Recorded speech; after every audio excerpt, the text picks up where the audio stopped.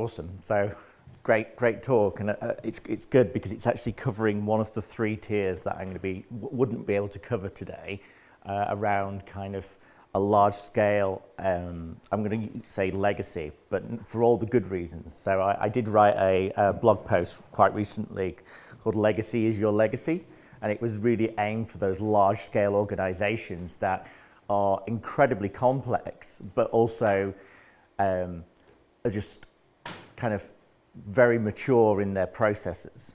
But the two examples which I'm going to be giving today, and I'm going to skip through some of the first slides actually, is I'm going to give you two examples of performance cases that we're working on at the moment. So one of them is a lean startup which is building AI and machine learning capabilities.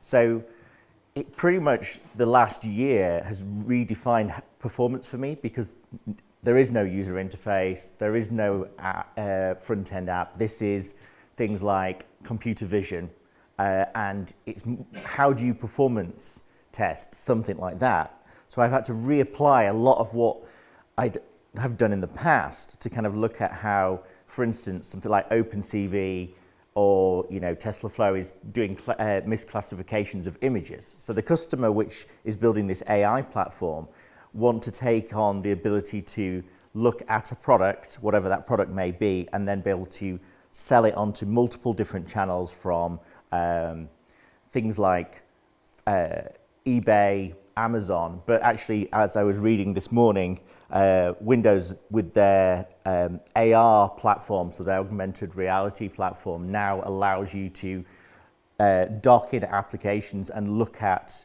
interact with things. And that's what they really want to be able to do, a bit like what Google Lens does, where you can look at a product and it identifies it's a bottle of water, it shows you where you can buy it, and it does it in real time. So there's a performance question there of how long does the computer vision take to actually recognize that it's a bottle of water, and then how long does it take to then go off and find the best possible vendor to provide it you at the lowest price. Now, that is a different question to what we're usually looking at. So when I came in this fresh and I was using something like TeslaFlow to kind of go, okay, how do I train data if I don't have any data that exists? And I realized that actually the training test data is huge. It's all around us. And actually, typically, the manufacturers have already got that training data. So Superdry, which is one of their customers, I use a lot of the security tools now to do a subset and crawl to take all their images off their website and train them as my test data set to then get better at identifying their products. So part of it is going from unstructured data to structured data and getting that meta catalog of test data, and that, understanding the relationships and all those individual nodes. But accelerating that process, you've got to kind of understand, you've got to have data that is synthetically generated, that is realistic, which you can actually use. So the change is really a bit of a question of how long now do we use something like Neo4j or your graph ML kind of capabilities. How long should that take to classify the item? And then what are we looking at in that container? So from a serverless, everything as code perspective, as you'd expect, big cubic estate, they're looking at saying, okay, well, we want the classification to be over 80%. Otherwise, we use what we call augmented intelligence, which is used in things like Mechanical Turk for humans to actually eyeball the item and put the metadata in, which is obviously a lot longer latency. We need to work out how much time or how many iterations it does before it gives up and doesn't recognize that bottle. So part of it is, how do we look from a kind of a canary perspective of a number of different algos being put out there, which one's performing best? And that completely changed my viewpoint of performance now. Is it kind of, yes, there's the Prometheus, and then there's all the stuff you can get at the cube level from the counters, but the same metrics aren't that important. It's actually how well the actual algorithm's performing. So that's one use case, which I'm going to kind of talk through a little bit through these slides. But actually the bigger one, which is kind of the story of when we came back to PAC 2 or 3 years ago now, was around more of how these bigger organizations, so we're responsible for doing the performance testing for Brexit. So this is across all the UK government estates, and we've got, as you probably already expect, 2 months before it goes live. We still don't know what the systems are supposed to do. The government are going to be required to actually implement those changes, whatever they may be, and then be able to support the kind of load profile which we're going to expect from a lot of people who are incredibly confused about what this means as far as tax codes, around filing patents. Everything's going to change. We're expecting a huge amount of load to come through, and the government's got to be ready. Now, this estate, as much as I'd usually look at it as this huge, like, monolithic kind of, is actually quite the opposite. That we're moving into like this mega cloud area where we've got AWS, we've got Azure, and we've got on-prem solutions. And you know, we're using Dynatrace to monitor those, and we've also got a container estate. So, you know, they're still doing agile, but they've literally going to have to be seriously agile to be able to do, within 2 months, pretty much get whatever the next couple of decisions are made in the next few weeks, be able to be reactive enough to actually build the platform that's going to survive come the end of March. So either I'm going to have a really interesting case study to tell you, or I'm literally going to go dark for about 10 years because the UK economy is going to completely crash. So, but it was really interesting because that kind of estate and that kind of level of complexity brings back some of these same challenges that we've been talking about over the last day. So let me give us a bit of a refresh. For those of the guys who weren't there in Scotland, I started off this journey to say it was very much a bit of a game changer for me to work out why we're missing this feedback loop. So, you know, the traditional DevOps, GitOps, you know, BizOps, whatever you want to call it, starts with the business all the way through to an operational state. And I just couldn't quite understand why there wasn't a feedback loop from ops back into the decisions from the business. So if a business idea or a hypothesis was done, and I've done this with for organizations like Domino's, if they're saying, actually, we're going to introduce gluten-free, marketing say it's a great idea, how do they prove that hypothesis without actually costing themselves more money, which ironically is what happened. From an operational state, they decided to implement it in the UK in the same way that they did in the States. And what they found is the same adoption rate. So the hypothesis of the model which they were expecting was, yes, sales increased by 10%. However, that hypothesis changed over time. In actual fact, once the front page kind of big gluten campaign kind of disappeared, people stopped buying the gluten products. Thus, actually, all the merchants, all the stores had gluten products which weren't selling and also costing a large amount of money. So at the start, it was increasing revenue, but come month 3, 4, 5, it actually was starting to cost them hundreds of thousands of pounds to actually keep this product live. So that hypothesis of an idea to bring in gluten-free, which works in the States, so it's regional, but it doesn't work in the UK, how does the operational tool tell you that that's not performing?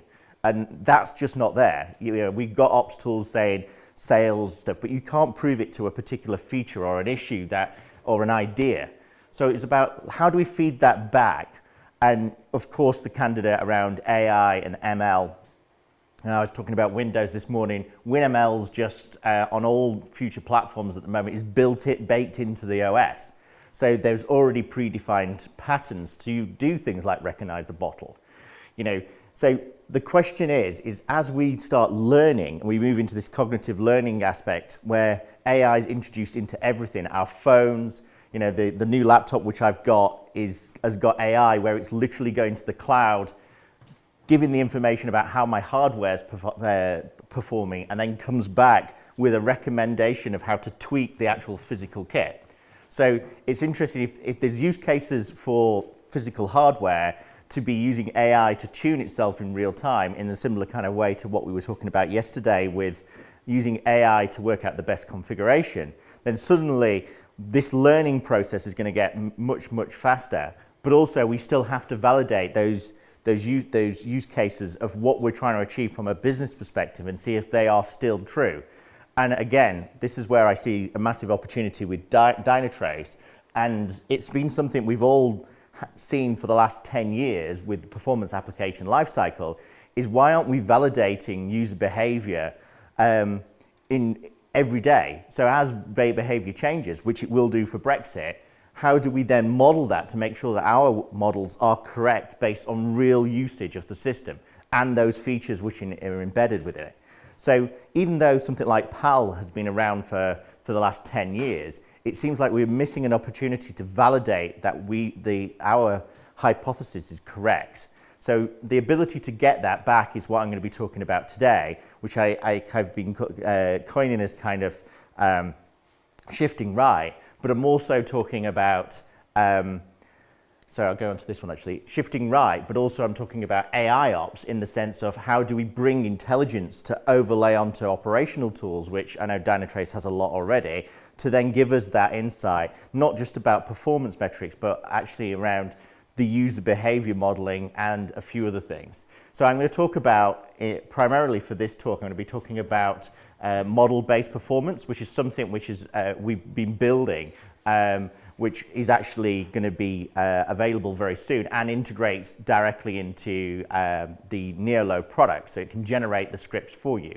So I'm going to tell you a little, again, if you wasn't on the live stream for 2018, what I was talking about there was really about taking this PAL technology to create a model. So this is actually for a large construction company where we encapsulated every interaction which they did in the live environment and modeled out all these complex workflows and then validated those workflows to create a schematic blueprint, whatever you want to call it, so that we could actually then create a realistic load profile based on what the actual construction industry did. And as you'd expect, incredibly complex process building,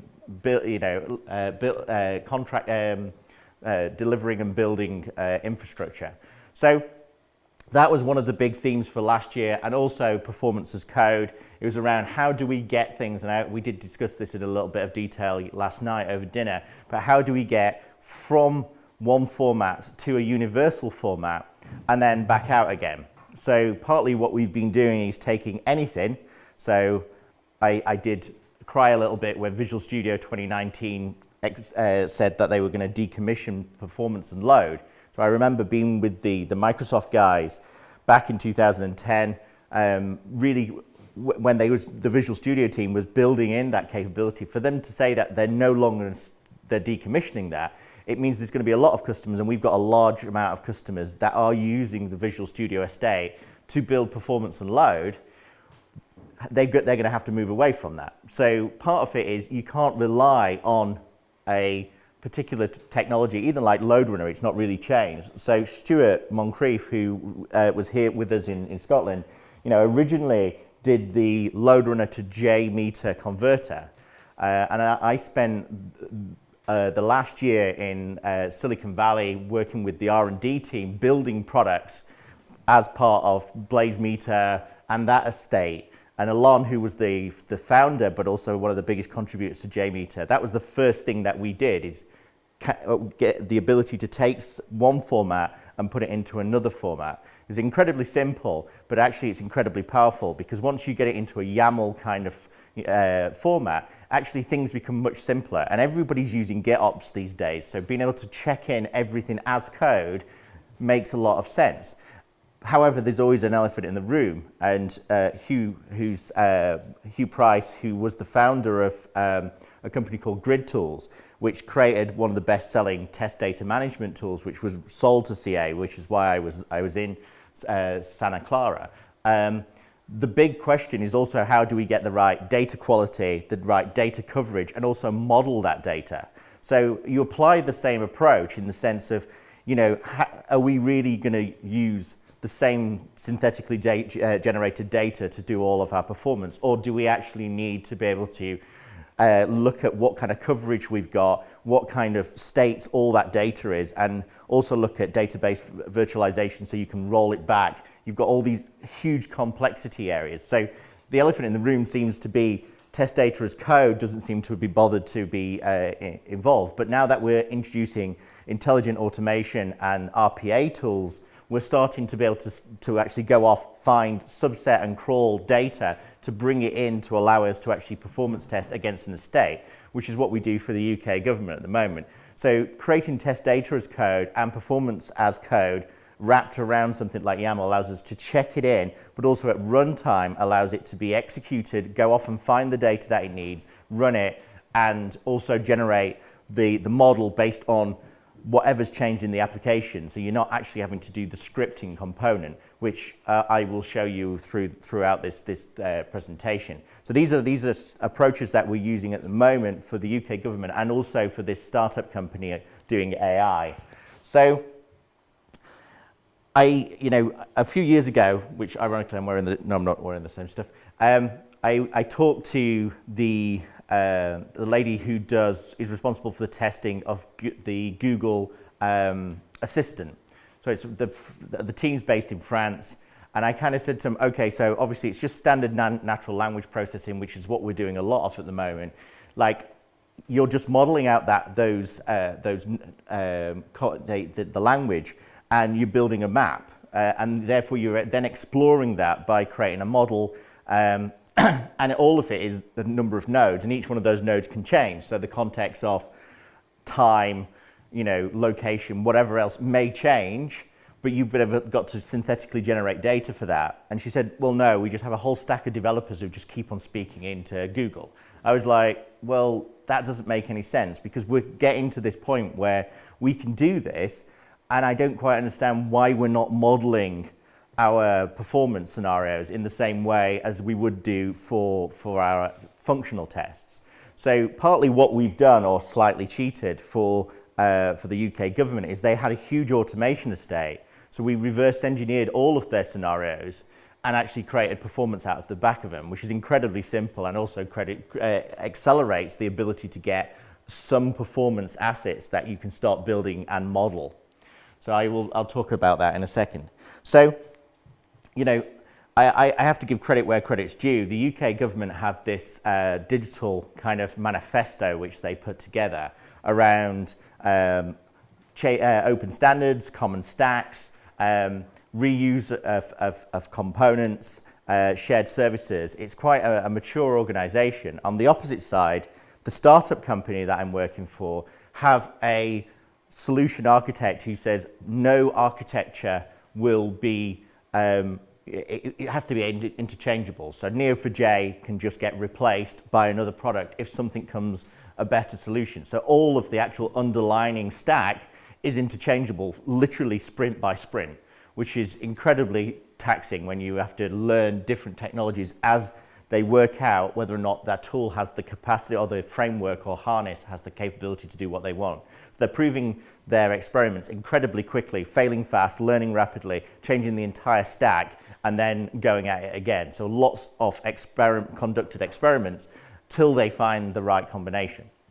The UK government's slightly different in the sense of you're talking about 14,000 end kind of nodes, and but they still do quite a lot of, I'm not going to call it continuous delivery, but they do a lot of deployment still. And as you'd expect, being a government service, it has to be pretty robust. And you can see here there's the Dynatrace view of that landscape. But I actually saw this the other day for the client that I'm doing, and they literally, for the trademark patenting platform that we're doing, they put some metrics around what they're expecting per day to be able to be put through.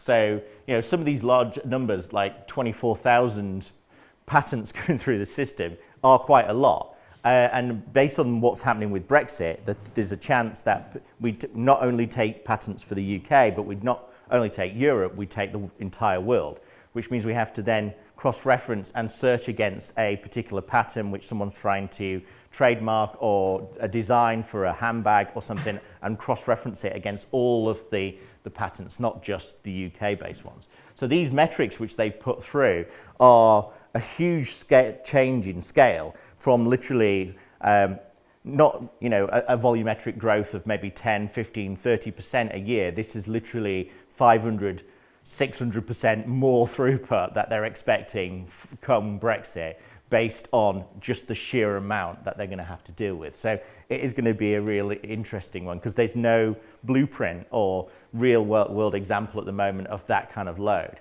So part of this approach to really make things kind of robust and also work with other teams, there's, as you'd expect in the UK government, there's the Department of Work and Pensions, there's the HMRC, all of these are different technology stacks, all trying to work together to try and build a platform which will integrate with each other. And as you'd expect, that is incredibly difficult, but also there's a lot of different levels of maturity, there's a lot of different assets they have, even from a development perspective of, you know, stubs, shims, service virtualization, to be able to prove an end-to-end process is multiple government agencies that are having to talk to each other. So this is suddenly a really big challenge of how do we leverage all of the investment that they've done from testing and start performance engineering that to actually prove that they're going to be able to actually exit Brexit and not take the entire UK economy down. So part of what we've tried to do, and I know we talked about it yesterday and said, well, actually continuous performance is probably impossible. There is certain things you can do. Iran, who wrote the continuous testing book recently, you know, part of this move to be able to put everything as code, check it in, and then run it. You know, I remember 15 years ago when I was started working on a big commodity platform for doing performance. And we were trying to shift left. We were trying to get it so that the components would be baselined, but also there was a quality gate to stop people checking in code if the performance had degraded over a certain percentage. You know, Jenkins, all the standard stuff which you see. Now, I'm going to give you two extremes here. So the AI company, they build their entire environment on the dev laptop. So they don't actually, because it's serverless, they don't have a development environment, they don't have a test environment, they build it in containers or micro containers on their laptop, and that's it.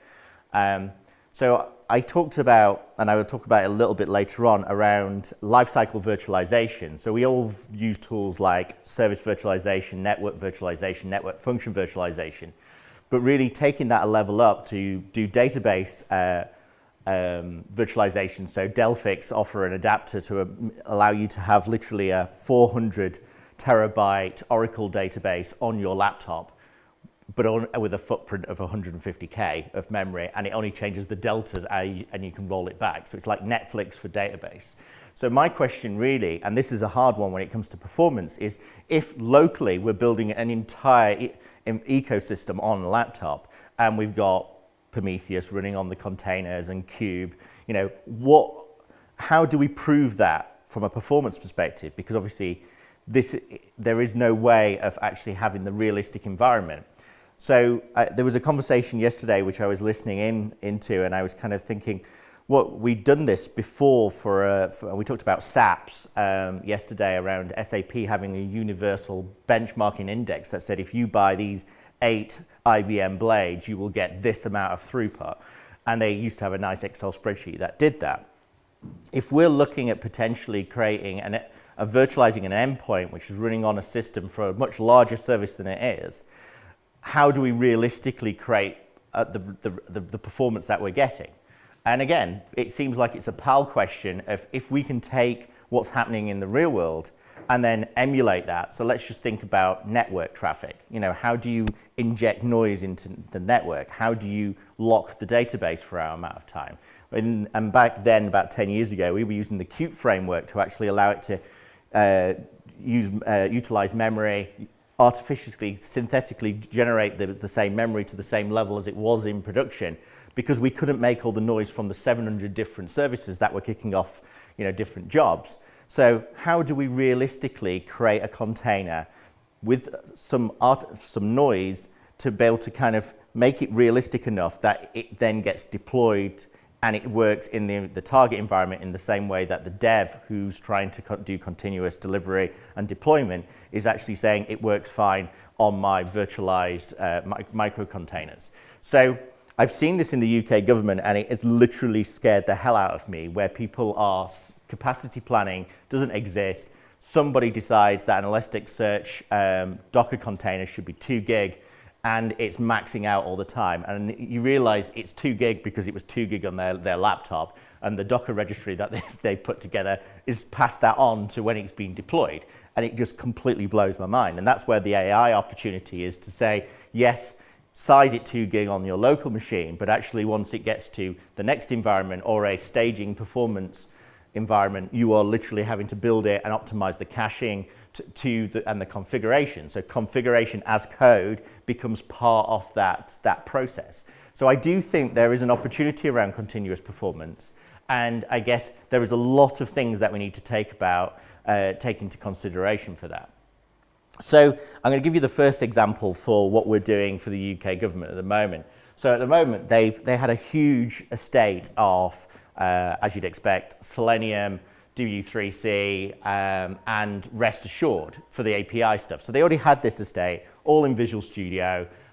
So what I did is I just created a Docker container, .NET Core, deployed a headless browser proxy, and then literally reverse engineered it using PortSwagger or something else to actually allow me to create a performance script out of it. So I did this for every single one of the Selenium scripts, and it generated, and I used the Neotys Selenium wrapper as well, to actually allow me to actually get all, to run them and then capture them in a format that I wanted. But also I needed to be able to use, which is the big question area, was really around the Dynatrace information. So then I got the navigational, W3 navigational timings to be realistic around what the DOM experience was. So like DOM ready, DOM interactive. And you know, I just can't understand why, as performance engineers, a request response is what we think is what the end user experience is. And we don't do the old days of the load runner click and script days of actually having a headless browser proxy emulating what is it until it's actually interactable, especially when there's numerous different systems and you've got to wait for all of them to come back. So I think this is an incredibly challenging question, is how do we add that level of realism and also not just look at the raw request responses. And I know that I've not got that much time, so I'm going to kind of go through some of this quite quickly now, and we can always discuss it afterwards. But yeah, so you know, I had a number of different containers which I was using. It was pretty much just a Selenium hub where I would just spin up huge amounts, and then I'd just capture it using Kali, PortSwagger, something like that. But also what I wanted to kind of introduce, and this is this kind of how do we make it a bit more intelligent, and with RPA tools being kind of the big flavor of the month, it's connecting that connected intelligence between all of the different platforms, be able to understand someone's just checked in a new piece of code on GitHub or Bitbucket. I need to now run that Selenium, reverse engineer it, and get a new version of the non-functional test marrying up to the functional test. And that functional test might be in a different tool, a different platform, a different organization. So it was around how do we do that and then create a model. I'll skip this one because it's not that interesting. So part of what we were using with the kind of approach towards DevOps was how can you get to that point where you can do that, build it, and then actually run the performance test, blow away the entire environment, the kube instance, whatever it is, and then come back and prove that actually it's all running. And I think, you know, continuous performance and performance as code is the only way that you're going to start seeing this being more and more accepted in the kind of continuous delivery and deployment side of things. But then if we shift over now to kind of the ops side of things, is the first thing we did is put the attribute headers in there to actually give us the ability to track the performance on the APM tools across the estate, to then understand, well, actually, we can see just the difference between the kind of a standard request response time versus the DOM ready, DOM interactable, kind of blending in real users using UI and also using your performance tools, but then we could literally track the entire estate of what we've done, and we could look at that model and look at the model switch over to production, and then look at the model of what's happening in live and see how close they are. And this is really where the big question is how do we go to create intelligent operations that feed back that stuff in a universal format? So we talked yesterday about creating maybe an open test API kind of capability, which all tools would do. And when I spoke to the CTO recently at Micro Focus, his big kind of challenge is creating a universal, what I call the adaptive data store, but a universal format that allowed all of his different product sets to talk into a single repository, so that way you could start building analytics across the entire stack. And that was the big challenge. And we did something very similar, and I demonstrated this to the Gartner analysts around literally using a APM tool, which we had, and literally we built a container, deployed it into the cloud. We said to the Gartner analyst, you go and do whatever you want to do with it. Within 2 minutes, I'd reverse engineered the exact same scenario he'd done with the same data set on the same iPad that he'd done in Germany with the GPX location of where he was actually sat, and overlaid that, modeled it out, and then re-ran the exact same experience within 5 minutes. And he went, how did you do that? And I was like, well, this technology's already there, and you can see every request response what's happening from the system in live anyway. Why wouldn't you capture that? So this is this kind of, how do you build this layer that sits across to kind of give you kind of this ability to probe, test, get the data that you need, and also learn from the system. And I think, Dynatrace, Neoload, that kind of APM integration which you've got with Neoload, where you can literally get information, time series information out of the APIs and everything else, which I think we still need to build on top of Dynatrace. We talked about the pure path information and being able to get that multi-dimensional transactional data into a format that we can use to build more realistic models, which isn't 10 days capped, so that we can then create the estate to match those volumes that we were expecting. And then also performance as an experiment, how we can experiment with it to then apply AI to say, well, actually, yeah, you've got to tune it, or you've got to do this, or actually this node is, the blocker, using the GraphML kind of capabilities and GraphDB to kind of go, yes, it's this component, and then tweak it. I think, there's a lot of challenges unless you've got that whole stack completely going into the same adaptive data store. There's no way that you're going to get all the information and the metrics and the instrumentation that you need to be able to build the models that you need to realistically create load, to then even train your AI, which was kind of the big question yesterday, was if your configuration optimizations based on an inaccurate model of a performance load based on something we're using with a performance tool, then how can you tune it? Because you need to be able to create a realistic load.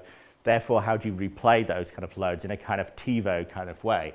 So, yes, of course, there's some great stuff already in there around the pure path stuff, the root cause analysis, you're able to do the pinpoint failure analysis, and all that kind of stuff's already in there. My question now is, how do we get that from the APM back into a model-based performance and model that multi-dimensional data, take additional test assets what already exist, so your headless mode stuff, your APIs, your enterprise architectural diagrams, like you got with the only function which was any good of Green Hat was the architectural mode before you went into using the actual tool and then mocking stuff out. Once you've got that model and you can overlay, you can do the data, you can do the performance as code, you can start looking at the performance sessions to make that more realistic. And then you're starting to just continuously iterate around this model. And I think that's how we're going to start being able to understand the dependency maps, everything else around that is by actually creating it and looking at self-healing performance, et cetera, et cetera.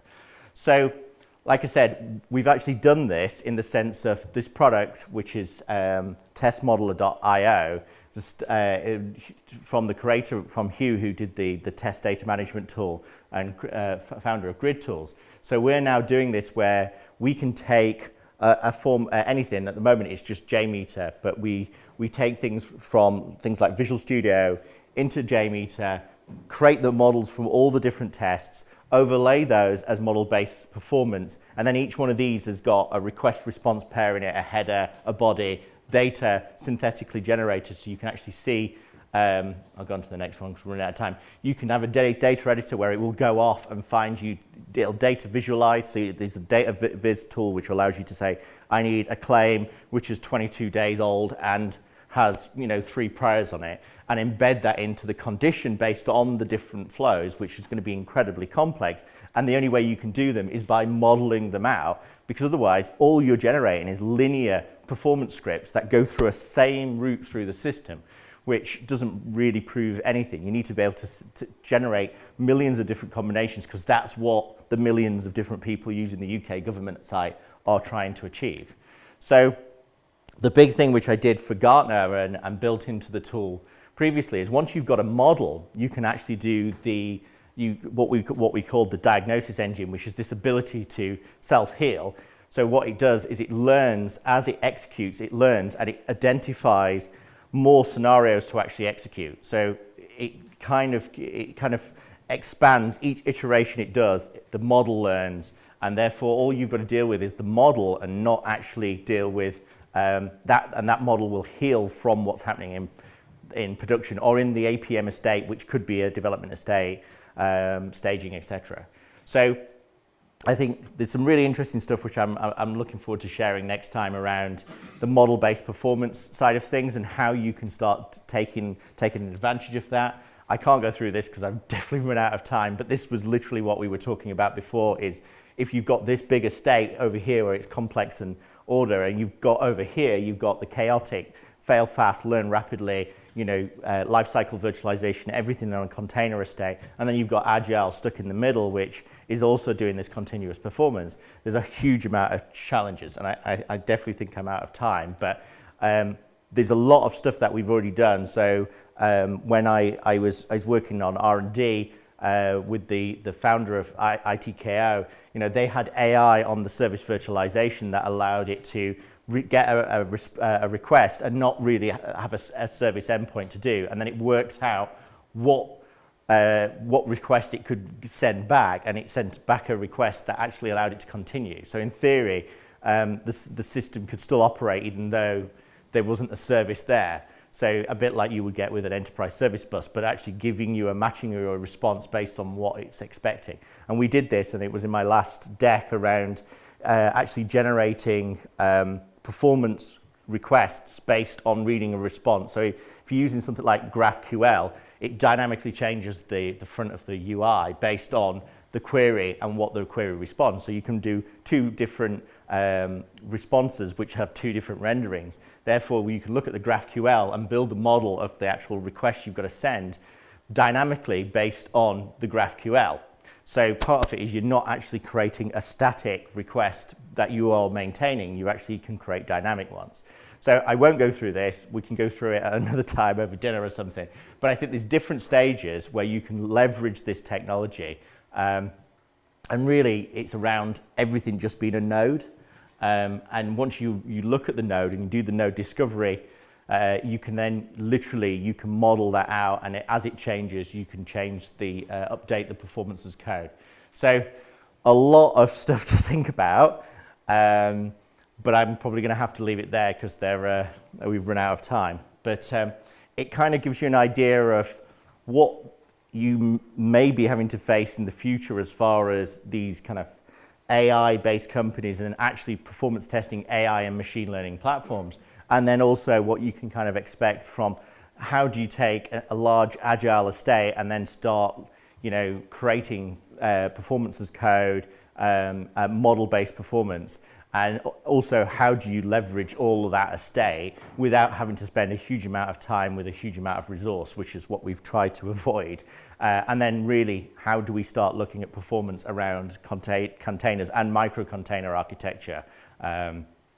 So unikernels that are sharing kernels and potentially only exposing small endpoints, which could be, IoT is the perfect example.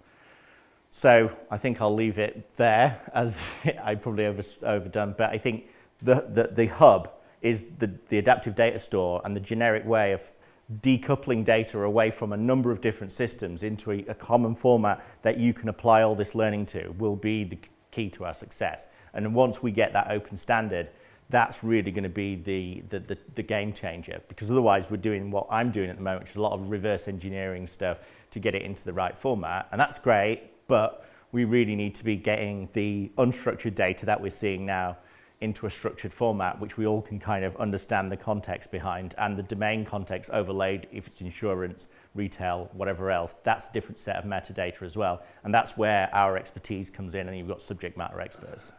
So I think that's pretty much everything.